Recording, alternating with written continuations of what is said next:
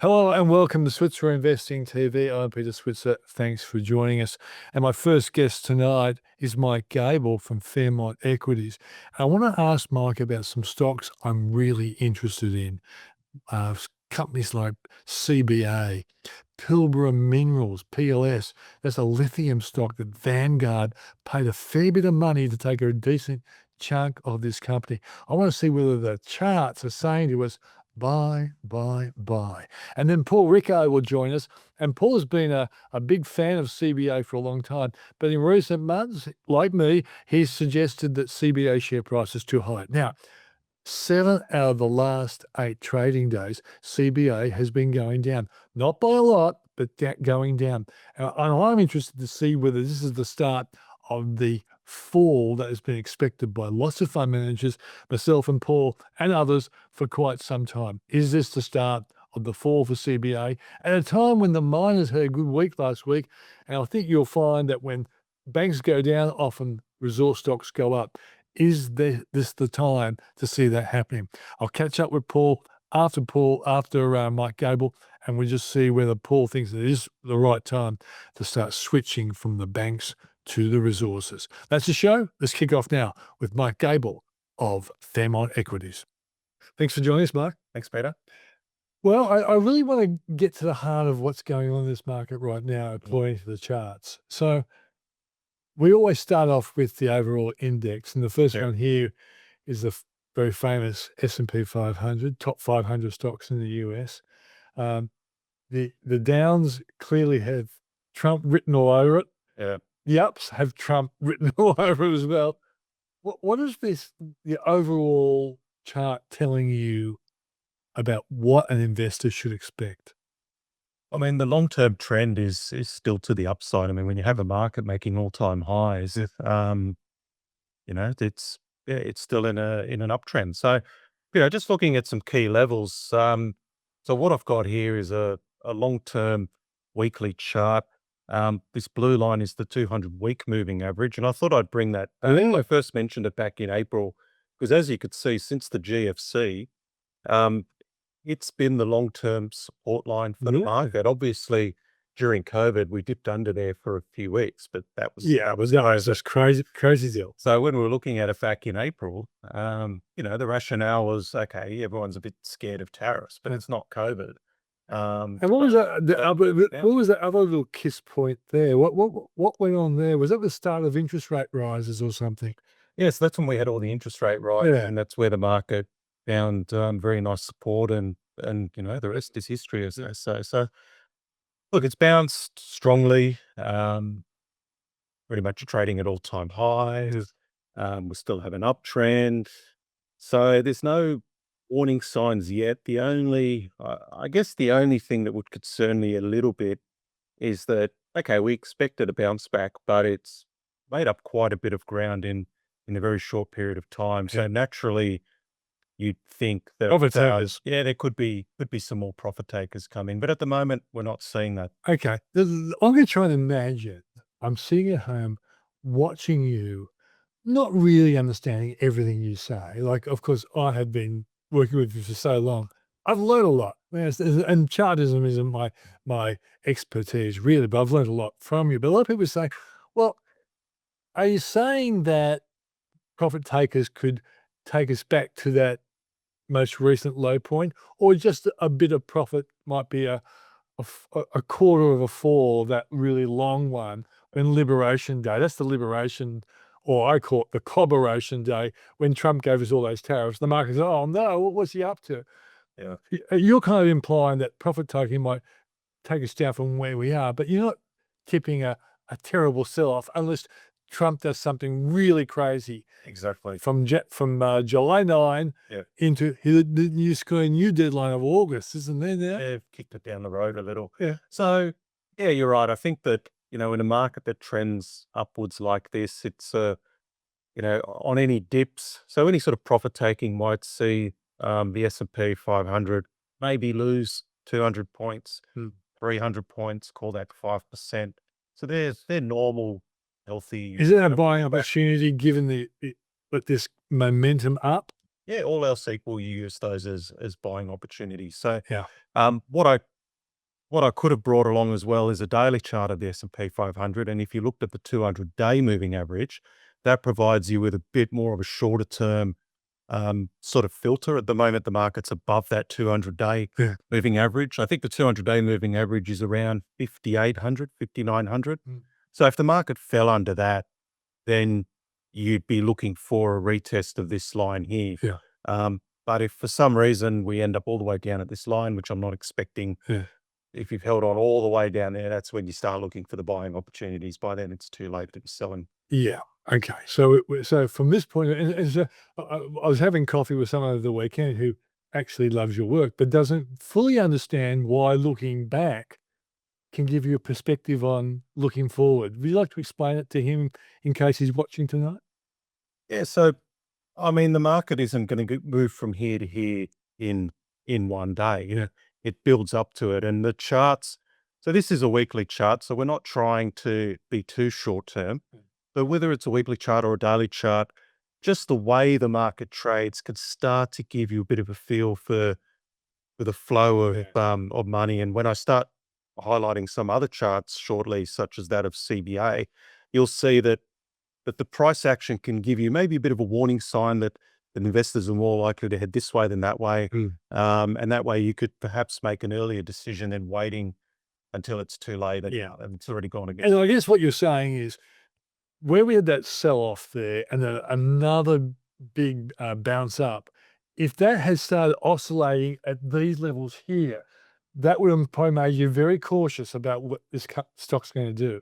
The fact that it rebounded quickly kind of makes you think that the sell-off was probably over excessive cause as opposed to an understandable cause. Yeah, that's right. Because we bounced so hard so quickly, it suggested that we're going to make up quite a bit of ground. I didn't expect us to be up here as quick, but it is a sign of strength. It's more about the feeling of the average likelihood of where a market will go.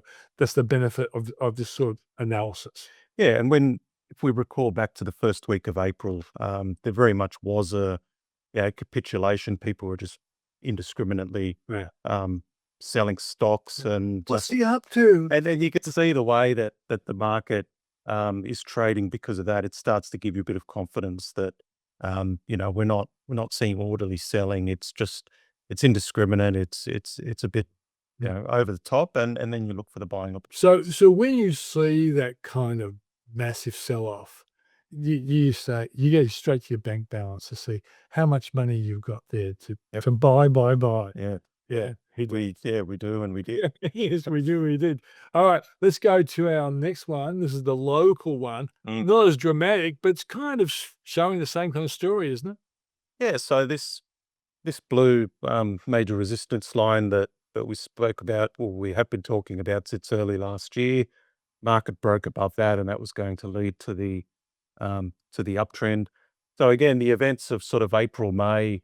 It's almost a bit of an aberration. If you put your hand over that, we're basically still in the trend that started over a year ago. And again, this weekly chart, again, graphically highlights the huge buying support when the market did briefly dip under this line. Again, you could look at this and, okay, it's already happened. It's in hindsight, but it's telling you that there was massive amounts of money piling into the market down there. And that gives you confidence that you could join in. And you have that wall of money behind you, and off went our market. So look, we're a little bit different to the US, of course. We're sort of hanging around near that previous peak from earlier in the year, which I think is a little bit more sustainable. I think it's good. We've spent a few weeks tracking sideways, just absorbing any of the, there's a bit of profit taking happening in some stocks, but then other participants are coming in and buying, and that's why we're holding up here. So again, if the US decides to come back a few hundred points, we might drop 100 or 200 points, and that's fine. I think we use that as an opportunity for We're kind of restrained both on the upside and the downside. And I guess my feeling is fundamentally that if we see the 3 or 4 interest rate cuts that many economists are now talking about, and China does come good, and cracking a decent deal with Trump would be good for China, that's when we could see some real nice action locally. Yeah, I think so. Yeah.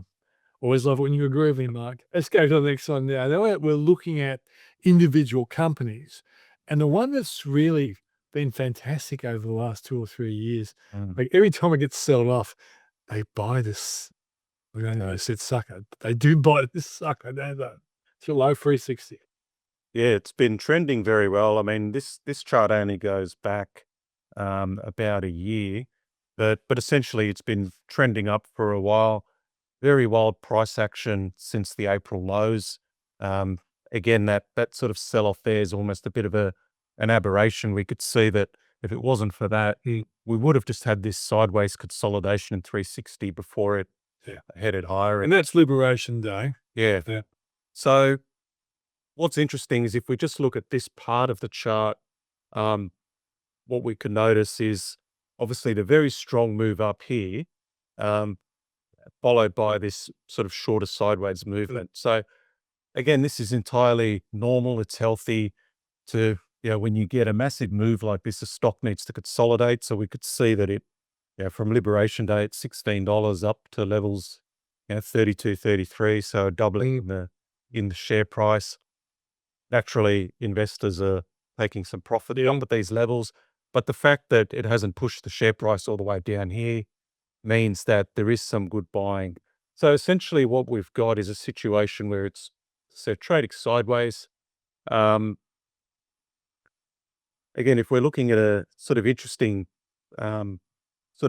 price action on the daily chart, there was a point here where it looked like there was a good support level around $31, so a lot of buying. Yeah. On one particular day here a couple of weeks ago, it broke under that. And it looked like it was sort of all over because all that buying support had disappeared. But by the end of the day, it recovered. And then the next day, gap back up. So these moves are often known as sort of false breaks or false moves. And sometimes from these Some false moves, is false. So Ricky Gervais. yeah, and you end up getting they can sometimes end up being a very powerful move. So it initially sort of sucks in a lot of people to start selling. Stop losses get triggered, but I think what's happening behind the scenes is, you've got a large institution that's looking to maybe cover some shorts or pick up some shares. There's not a lot of liquidity, but if they could just sacrifice a few dollars by pushing under this level, they know that it's going to draw in all the stop losses, draw in all the sellers, and then they use that liquidity to soak it up and buy it. And that's why it's jumped up the next day. Yeah. So they've taken advantage of everybody that got scared out at these levels, and then it rallied strongly. Yeah. Now, having said that, I can see that last Friday, it looked like it was breaking to a new high before sort of closing towards the day's lows, which in the short term is a bit of a concern that it wasn't able to kick on. But I think ultimately, what I'm trying to say is we've still got some good buying support being matched by some selling. And at the moment, it's just consolidating. So we just have to see what it wants to do from here. Is it going to break higher or break lower? Yeah. If it was me, I'd be holding. And I'd wait for it to clear all of this trading range before I'd be buying again. See, if you people think that Mike Gable's life is not exciting and it's boring, that little description of what was going on in the market with a sneaky institution flushing out these funds, these sellers to shore up their position. This is drama, drama personified. Let's go to our next one now. And this is a dramatic company as well, PLS. And one of the reasons why I'm interested in PLS is, well, it's universally regarded as one of the best lithium companies in Australia. But Vanguard took a pretty significant purchase of this, probably just shows it there, about a week or so ago. And I thought it was a bit of a reinforcement of the fact that, some big institution thinks this is a company I want to position myself for the future. But looking at that, the chart at this point in time is not telling you, get in with your ears pinned back. Yeah, that's right. I think with these, the best way to make money off commodities is to be a contrarian and buy them when everybody hates it, and excess supplies push prices low, because that always leads to supply being cut off because businesses shut up The shop. small ones can't And survive. that's right. And then you end up with a supply squeeze, and then the prices go back up and the share prices go back up. So as long as you're sticking to the main companies like PLS, which is one of the better ones, you could do okay. The tricky thing is trying to time when that turnaround is going to happen. I can't see any clear catalysts at the moment. So you could be buying something like a PLS and you might be 6 months too early, 12 months. I don't know. And nothing in the chart is indicating that it's turning around yet. So Vanguard might be buying some shares, but they're still facing a wall of selling at the moment. So you've still got a downtrend in PLS. But having said that, two of the other majors in that space, IGO and Mineral Resources, they're looking a bit better down here. So they're starting to level off and look like they may have formed a low, but they're not trending up yet. But of course, Mineral Resources has had other problems, have they? It hasn't just been commodity prices and rivals. Mr. Ellison, a major shareholder, has had a problem, I think, with the ATO. That's right. The problems with their private road. They have a lot of debt. I think it'd be hard pressed to find anybody that has something positive to say about Mineral Resources, which means maybe it's worth looking at. It's not going up yet. So its problems aren't the same as Pilbara's or PLS's problems, and therefore there may well be some upside once those problems get sorted, if they ever do. I think the big tell. So I was talking to a client last week. So when you see if Mineral Resources or one of these companies comes out with really bad news again, you just think, oh, can it get any worse?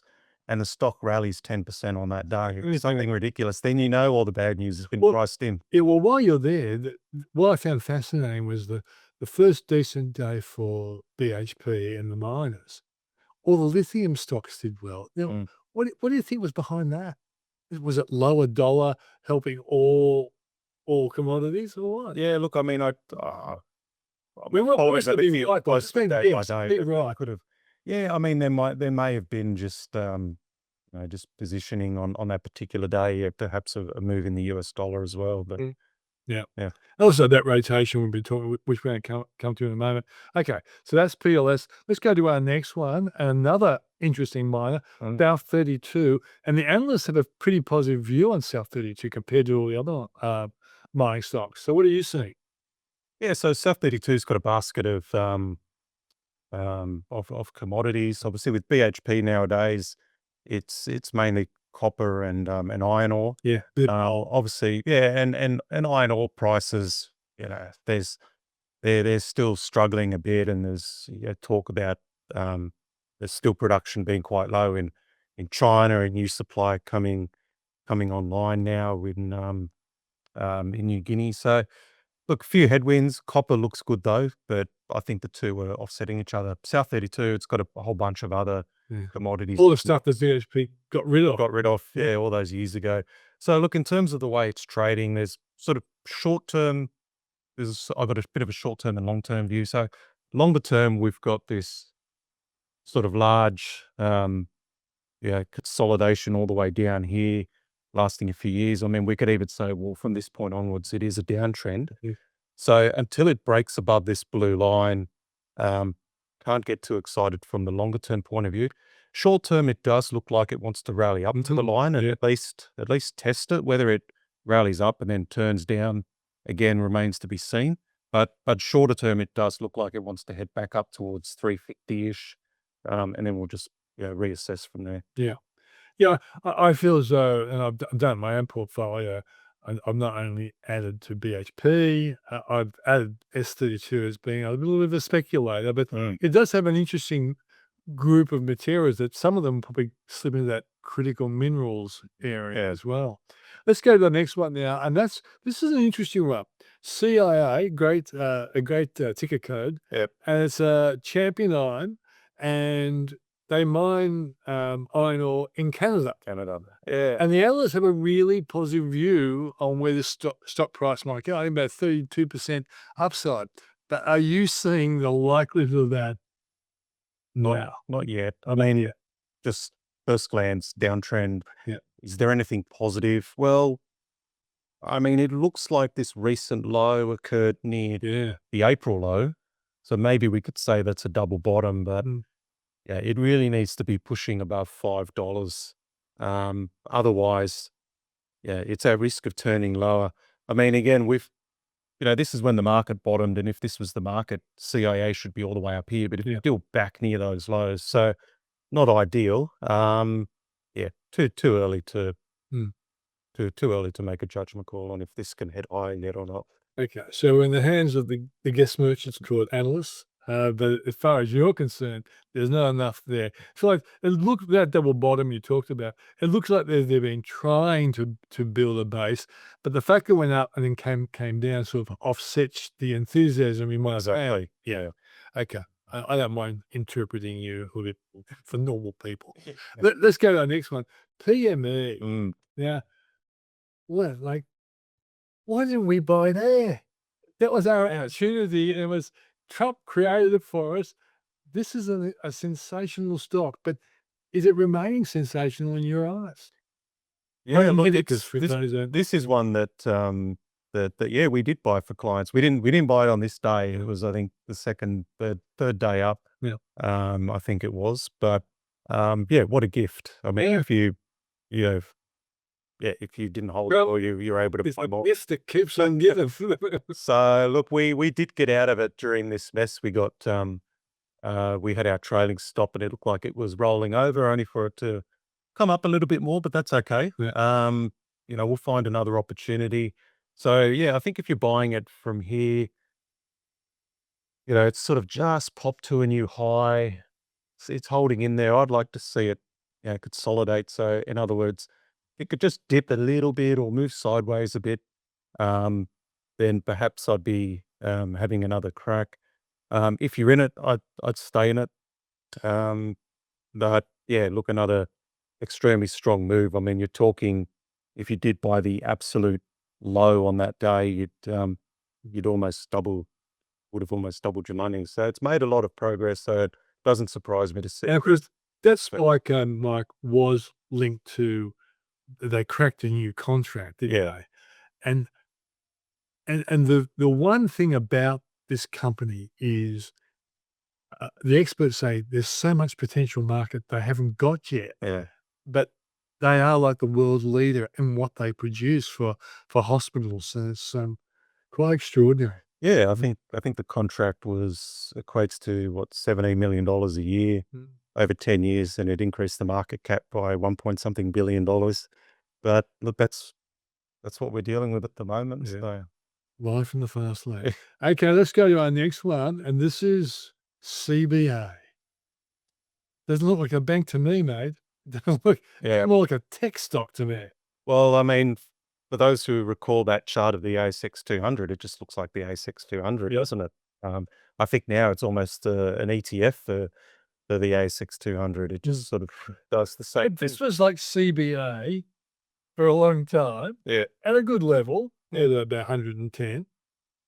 What in the hell has happened? Yeah, well, we've spoken a few times since that breakout early last year, and everybody's saying CBA is expensive. Well, that, you know, chart said it was going to go up. I mean, I wouldn't have expected this in a short period of time, but that's where you are, and that's why you run trailing stops. Just let it run. But is this the top? Are we seeing a rotation into? That's why you're here, That's Mike. fair. It's a good question. You Look, got a good answer. we're still holding it for clients. I mean, it's pretty much, we run a trailing stop, but it's pretty much right on our trailing stop. We've been lifting it up as we go.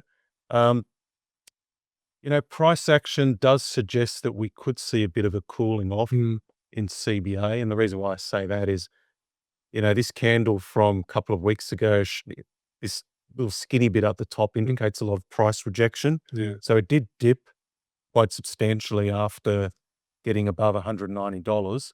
And then last week, that large red candle shows us that it started the week on par with where it finished the prior week, but the selling continued on. So a bit of a warning sign that we're not getting. So the black candles in this instance indicate that for the week, CBA finished higher than where it opened the week, and we could see that the chart has been dominated by those Black candle. by those black candles, and generally it closes near the top end of those black candles. Occasionally it doesn't. Usually that leads to a bit of a cooling off. So that's why, as I was saying at the start of our segment that, yeah, it does look like what's happened in the past. If it does continue like this, it could suggest that we do have a little bit more money exiting CBA, a little bit less buying pressure. Okay. Let's get a headline out of you, Mike. At what price would you tell your clients we better take our profit? At what price? If it fell to Pretty much around here. I think in the 177s. I'll have to check where our trailing stop is. Yeah. But it's, yeah, we're within spitting distance. So if it goes to 175, are you, Or you 175. yeah, you're looking for the exit. Yeah. So, And not everyone would take Yeah. my advice. That's okay. but would you sell the lot or you just take 20% off because you could fall 20%? I'd get rid of the lot. You're an aggressive investor. But yeah, I'd give that advice. And of course, with CBA, you've got people that bought it at $10 and those that, Yeah. and that's Keep fine. life with They would guys. sell. But for others who are agnostic about whether it's CBA or some other three-letter code, yeah, around that level is where we'd take the profit. Okay, there's a headline: 175 and get out. Yeah. All right. Okay, let's go to the next one, and that is AD8 Ordinate. Yep. One that has been very good to us for a while, has been clobbered.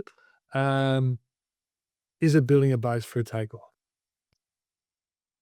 Don't think so. Not yet. So it still looks like it's trending lower. Yeah. Started to look interesting here in April, I suppose, but everything was rallying in April. Yeah. But it's started to die off And and whimper. Okay, so Ordinate lovers, I'm one of those. Yeah. You have to wait. I'll speak again in another month or two. Yeah, okay, we'll do it. We'll do it. Let's go to now. This is like the retail version of CBA. Like, what in the hell is it doing at $110? Yep. And can it stay there? Yeah, so I guess this Great company, adds to, great company. yeah, I mean, yeah, CBA, JB Hi-Fi, Wesfarmers, we've got plenty of these companies where I guess if you need exposure to the Aussie market, you buy these because these companies tend to have fairly reliable earnings year on year. There's no nasty surprises. They're not blue chip, they're gold chip. Yeah. Or platinum or whatever. Yeah, Well. So, yeah, look, I mean, I've just sort of zoomed in for the past several months. It has been an uptrending stock, but just what I wanted to 2 to 110, that's a big rise. Yeah, go. Yeah, in such a short period of time. So again, if we just look at what it's done since those lows in April, obviously a very strong run, but sustainable. So what I mean by that is when you have a strong run, have a bit of a period where investors can exit without pushing the share price down, and then it's ready to move higher. So you could see it. If you could see these sorts of stepping patterns, that's what I mean by sustainable. So it's had a strong run, a period here where there was a lot of sort of selling and buying, but it wasn't enough to push it down. So good sign that there was a bit of profit taking near the old high, but being met by good buying. And then once those sellers had done, were done with taking their profits, there was less selling pressure, so it was able to move higher again. And I think now we're also undergoing another consolidation. So similar to 360 earlier on, we could see that there was a brief moment here where JB Hi-Fi a few days ago spiked under all these lows. So you could see that around $108 seemed to be the area that every time it would dip, people would buy it and it would bounce off, bounce off, bounce off. So if you see that happen a few times, it's okay. Well, that's going to be our stop loss levels. So there'd be a lot of stop losses set at those levels. So it looks like it dipped near there. Someone was able to push it just through that price and it triggered all the stop losses and all this liquidity came into the market. Someone stepped in and bought it and it went all the way back up. One of those sneaky fund managers to get you. Yeah, those sneaky fund managers. So, yeah, so there we go. That was a good little sort of liquidity trap there, and it's sort of managed to rebound, and it's still just consolidating. So the short of it is, to me, this looks like a hold. There was clearly a lot of buying support there. You may even be tempted to buy it here, but I'd rather see it break to the upside. I must admit, I'd be more inclined to probably sell 10 or 15% of it. It's done so well. But anyway, that's just me. Look, people listening have heard you mention stop losses twice. Yeah. And they probably don't some people wouldn't know what it is. Tell the audience how they can set up a stop loss with a broker, online brokers as well as Yeah. real life brokers. Yeah. So basically what it means is if I'm buying a share at $10, I might say that if it drops under $9, I'm going to sell it because I want to limit my losses to say 10%. So that's your stop loss. So Mm.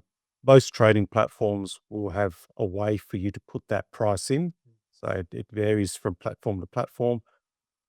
The way we do it is we just manage it without putting a price in the platform, because sometimes you might have a share that dips under it by a few cents and it's neither here nor there, and then it might rebound tomorrow. So we'd rather still be in it than get thrown out of a stock because it fell a few cents under our stop loss.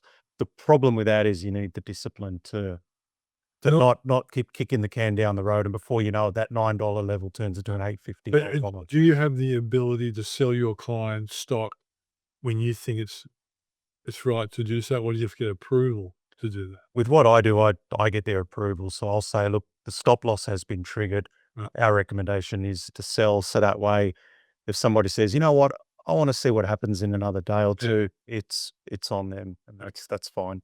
Right, great. Let's go to our next one, and this has been a company that's really come back from the dead. Zip. Looking at now, it looks as though it's looking pretty good, but you're the Yeah. expert. What do you reckon? No, definitely looking really good. So that had that amazing run in 2024, and then obviously gave back Interest rates to do that. a lot of it. But since the April lows, this thing's just continued to climb. So yeah, to me, this movement here looks very strong, looks very bullish.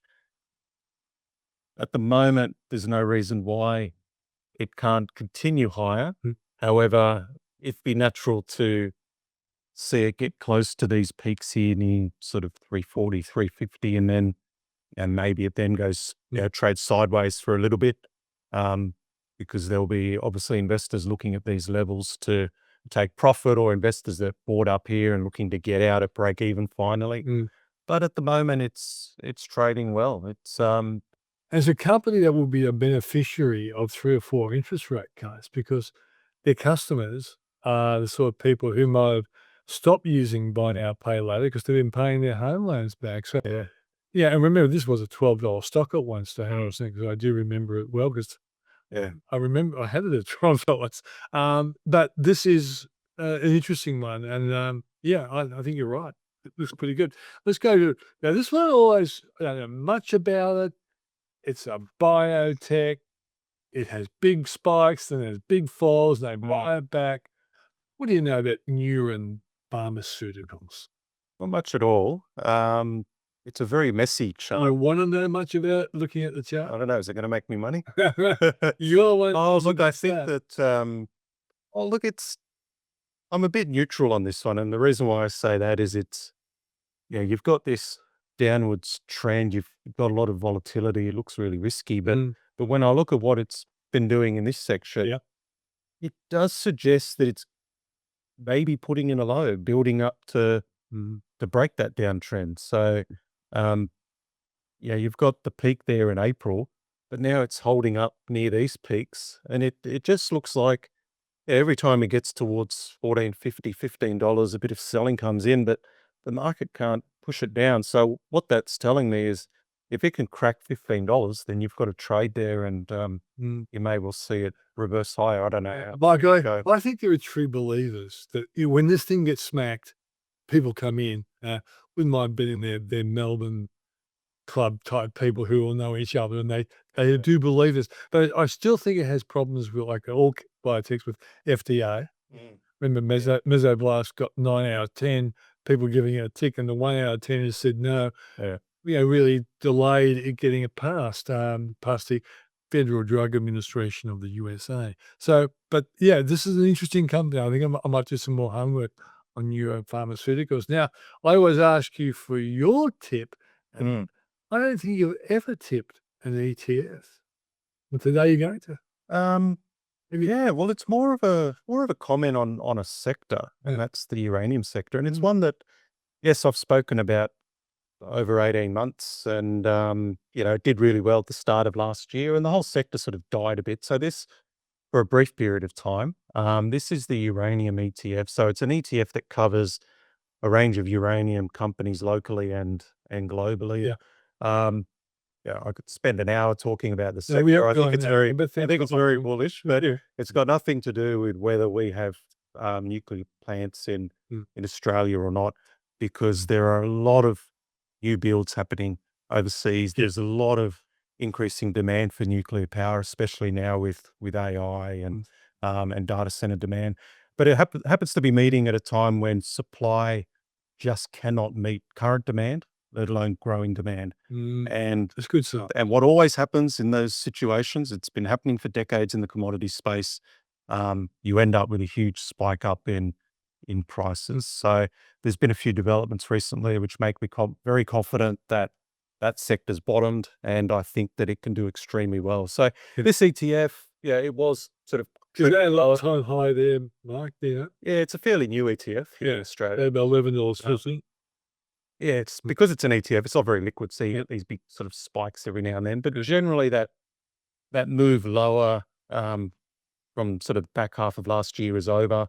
It's broken higher. When I look at some of the local stocks that we cover, like Boss Energy, that's one that we've got for clients. I mean, that's already doubled off the lows. Not that we bought it at the absolute low, but that's on the rebound. DPLO, Bannerman. There's quite a few stocks on our market which are making a bit of headway at the moment because they've been heavily shorted. But once you see that long-term uranium price move currently from $80 US dollars pound up to, it needs to be at least sort of 120 plus to incentivize any new supply coming in. So what will happen is that'll overshoot, and the little companies, usually when you see at least a 50% plus move in an underlying commodity price, the little companies tend to double at least on average. So I think it's just a very exciting sector too. Yeah, it's a diversified way of playing a sector of the future. I think if you look at where industry is going, ultimately lithium one day will be very important for battery technology, electric vehicles, and uranium is going to be progressively a help to climate change reformation. Yeah, that's why it's being rolled out a lot more overseas because of the baseload power and the low CO2 emissions. So it's hard for, I guess, a lot of Australian investors to get our head around it because we've Politically against it. Yeah, there's been a particular narrative that's been fed to us over the past several months. But if you could look past, the rights or wrongs of whatever party happening in Australia and look to what's actually happening in overseas, then you'll see that it's a promising sector. But interesting, the history is there because in many ways we don't consume that much iron ore compared to what we sell overseas. Yeah, exactly. Mike Gable, thanks for joining us. Thank you. That's Mike Gable of Fairmont Equities, and if you want to know about the charts and where stocks are going, this is the guy to listen to. Thanks for joining us, mate. Thanks. And there was Mike Gable of Fairmont Equities. Now let's go to Paul Rickard to see whether CBA is on the way down. Thanks for joining us, Paul. Thanks, Peter.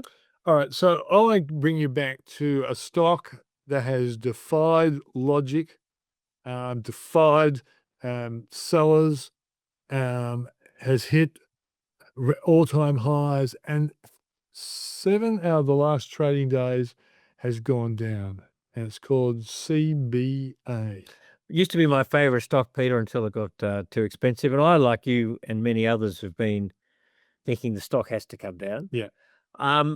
I think we might be starting to see at that turning point. It's interesting to see, I believe, why it hasn't gone down, and that really has been the lack of attraction of the resources sector. Yeah.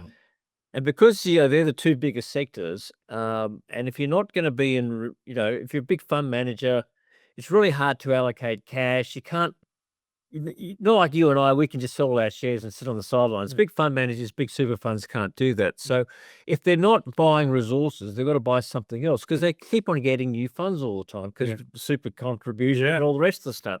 It's compulsory. And so they've had they've learned over many years that CBA is head and shoulders above the other banks. And I think they've just had to keep buying as much as everyone thinks the price is crazy, simply because of the lack of alternative. And then perhaps in the last month or two, you've had some foreign buying, cheaper Australian dollar moving out of the US. And you talked about some Texas fund manager who thinks that this CBA is a real good buy. Yeah, there's a report of the AFR last week about an interview with a Texan fund manager who was basically arguing he likes CBA because they're like most banks, that they can borrow short and lend long. And what he liked about CBA, or at least the Australian banking sector in particular, is we have a reasonably still positive yield curve. That is, the short-term cash rate is lower than the 5 or the 10-year bond rate. Which it should be. Which it should be. In the US, it's actually pretty flat, fell around, and Europe's not as good. Now, this was what he was quoted as why I was buying CBA. He was basically just doing the yield spread. Now, if you actually know how Australian banks work, they don't work that way. So There are Texas, but he's getting it wrong. well, I don't want to have a go at the guy. He might have other reasons, and it might just be bad He might reporting. come and shoot you up, Paul. But it was interesting that even if whatever he says is right or wrong, it's a US fund that's been buying, taking a big position. Yeah. I just wonder whether we're starting to see the end of that, Pete, because it is expensive. Resources, a little more interest. And as you pointed out, 7 out of the last 8 or 6 out of the last 7 sessions for CBA have been down.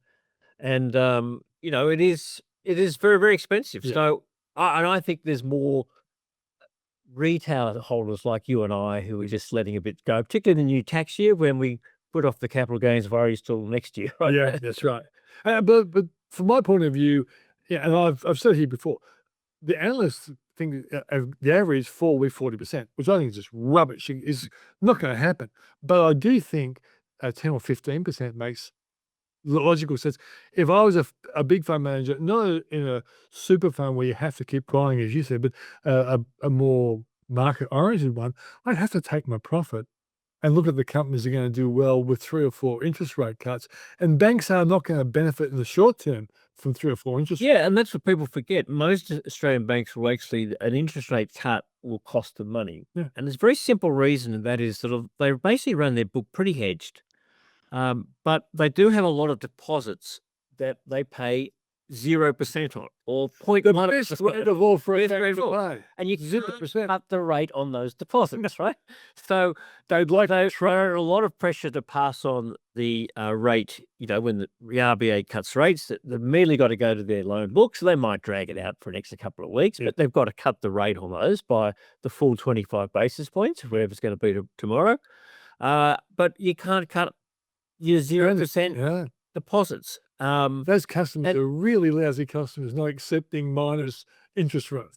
And there are others, on pension and security accounts whose rate is basically fixed to the deeming rate and other things. So again, you can't cut. So I think people don't understand that okay, longer term, falling interest rates are good for banks. That means that there's a bit more growth. That also booms, people borrow more, and you don't have as many people getting into trouble with bad debts. Yeah. But that's a long-term effect. The immediate, short-term impact on profit on falling interest rates is lower profit. Yeah. And so if we're looking at sort of 2, maybe 3 more decreases this year, that's not going to be good for bank profit. So I'm not saying they're going to fall in a hole. They're not, Pete. But it's very much at the margin. But you're not going to have the very positive influence, and I think they're going to be, just going to be a bit harder. Life's going to be a bit harder for a bank. Okay. You've talked about the good reason to expect CBA to come off the boil. What's going to trigger an interest in our big resource companies? What has to happen? Because if you can give us an accurate answer here, Paul, people could look at BSP at good prices. And BSP is a great company. I love buying great companies when the share price is really low. Sure, you have to wait, but it's usually worth the wait. It is usually worth the wait. I mean, look, again, it comes back to China and India, Pete, and there's got to be more movement in terms of economic growth coming out of those countries. Look, there's various things they're doing. There's just last week we had some, moves around, some of the less productive, smokier steelworks, which sort of provided a bit of a short-term fillip to the iron ore price. Got it back up into the mid-90s from the low 90s. We've had copper go for a bit of a run above $5 which was, partly built on what's going on in the US and the lower US dollar. All those things are sort of helping, but I think it's fundamentally you've got to get, the most of the production of steel and other sort of hard, materials is coming out of the Southeast Asia, China, Japan, Vietnam. India, Vietnam. You've got to see a better outlook for global growth to get the commodities market moving, and And that's really what it takes. And that brings me back to probably the big story of the week is what Trump does with tariffs between now. He's pushed out the deadline into August now. Did you pick that up today? No, I haven't. I haven't caught up with that, Pete. Yeah. That's he doesn't want to he don't want to upset the market. No, that's right. And look, it seems to me, if you want to take a bet on BHP, if Trump can nail a decent deal with China, and everyone says, "Oh, that's pretty fair considering the worst case scenario," I think the market will like it, and I think commodities will do well as well because you think China will not be negatively affected growth wise. That means it's good for iron ore, and that'll be a good thing. But we are in. Keep my fingers crossed on what Donald Trump gets up to. Yeah, look, and the Vietnam deal, which was basically a 20% slug on tariffs on Vietnam, that's not going to kill Vietnam, right? No.